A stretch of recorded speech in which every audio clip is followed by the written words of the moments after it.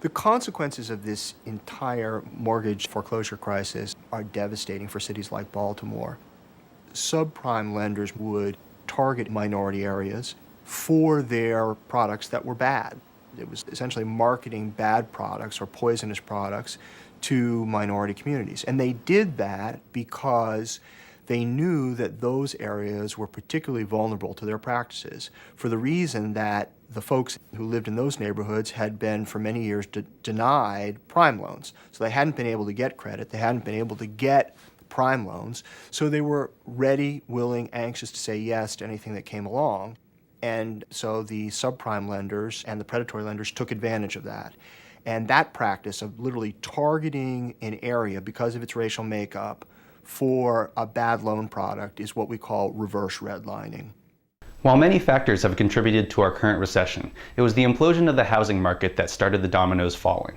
While many Republicans blame this collapse on irresponsible homebuyers who took out loans they couldn't afford, Leslie Cockburn's new documentary, American Casino, explains in great detail how blaming the victims only lets the real villains, along with a failed ideology, off the hook. The film traces the roots of the housing meltdown to December of 2000, when Phil "Mental Recession" Graham, who was then chair of the Senate Finance Committee, excluded regulation of the financial devices that allowed Wall Street to essentially gamble using the worldwide economy as collateral. That's because Graham and basically all of the Republican Party believe that all corporations should be regulated as little as possible. And when that happens, the magic of the free market will sprinkle fairness, wisdom, and benevolence upon us. Former Federal Reserve Chairman Alan Greenspan believed this for 40 years, but when the subprime bubble burst, he admitted that this cornerstone of corporatist theory appeared to be ass-backwards wrong.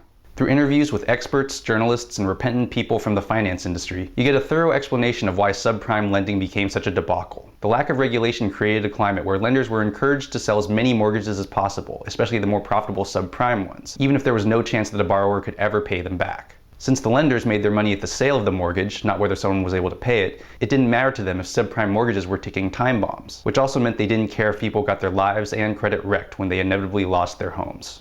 You also learn how those subprime mortgages got chopped up and repackaged with other assets, which were then rated and sold as safe investments, a practice endorsed by Greenspan as a way to spread risk throughout the economy instead of keeping it in the financial firms where it belonged.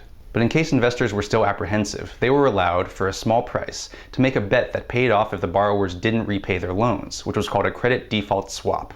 The problem was that neither the banks nor the companies that insured them, like AIG, had a way to actually pay off those bets. And that's when the whole thing came crashing down.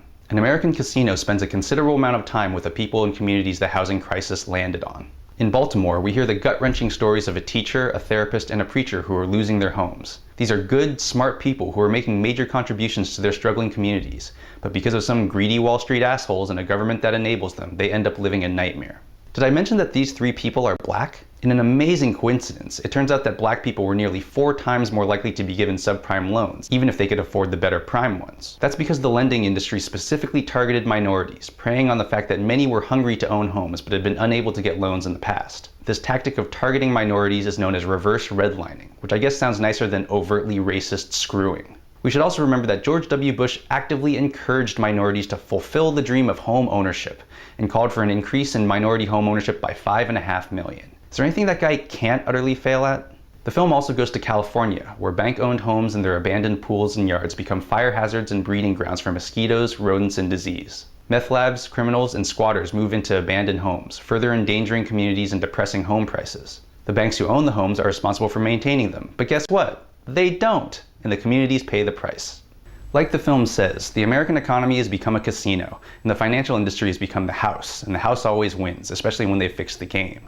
That means the rest of us, you and me, are the marks in this swindle, even though we never agreed to take part in it in the first place. But perhaps the biggest gamble has been doubling down on the idea that unregulated corporations maximizing their own greed is the best way to run a country. This largely Republican ideology has failed, and our current crisis would kill it for good if it weren't for mountains of corporate cash buying off our politicians. But if you still have any doubts, just check out American Casino and ponder the wisdom of letting corporations gamble with our lives. I'm Jonathan Kim, and this is a ReThink Review.